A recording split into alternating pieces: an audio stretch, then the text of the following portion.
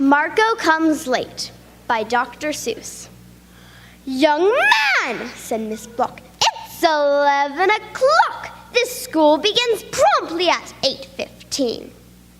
Why, this is a terrible time to arrive. Why didn't you come just as fast as you could? What is your excuse? It had better be good. Marco looked at the clock, then he looked at Miss Block. Excuse? Marco stuttered. Well, it's like this. Something happened to me. This morning, Miss Block, when I left home for school, I hurried off early, according to rule. I said when I started at 8:15, I must not, I will not, I shall not be late. I'll be the first pupil to be in my seat. Then bang, something happened on Mulberry Street. And I heard a strange peep, so I took a quick look. And you know what I saw with the look that I took? A bird laid an egg on my arithmetic book. I couldn't believe it, Miss Block, but it's true.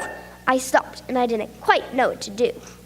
I didn't dare run, and I didn't dare walk. I didn't dare yell, and I didn't dare talk. I didn't dare sneeze, and I didn't dare cough, because if I did, I would knock the egg off. So I stood there, stock still, and it worried me pink. But then my feet got quite tired, so I sat down to think. And as I was thinking, down there on the ground, I saw something move, and I heard a loud sound of a worm who was having a fight with his wife, the most terrible fight that I've heard in my life. The worm, he was yelling, "That boy should not wait. He must not. He dare not. He shall not be late. He ought to smash that egg right off his head." Then the wife of the worm shouted back, and she said, "To break that dear egg would be terribly cruel. An egg is more important than going to school.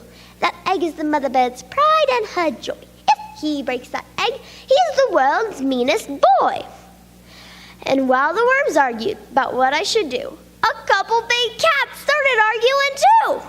"You listen to me," I heard one of them say. "If this boy doesn't go on to school right away, Miss Block will be frightfully, horribly mad. If this boy gets there late, she will punish the lad." Then the other cat snapped, "I don't care if she does. That boy must not move."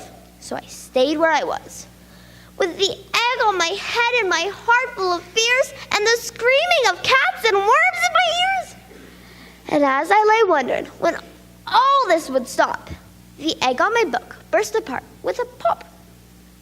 And out of those pieces of red and white shell, a new bird appeared, and he said with a yell, "I thank you, young fellow, you've been simply great, but now that I'm hatched, you no longer need wait.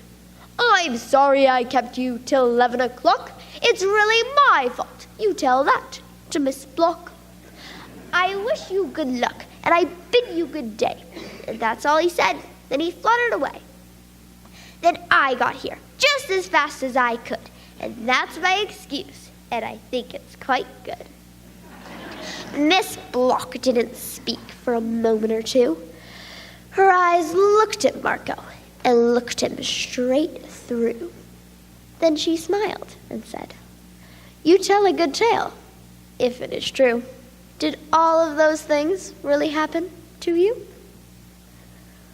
Marco answered with sort of a squirm. "Not quite all, I guess, but I did see a worm. Thank you."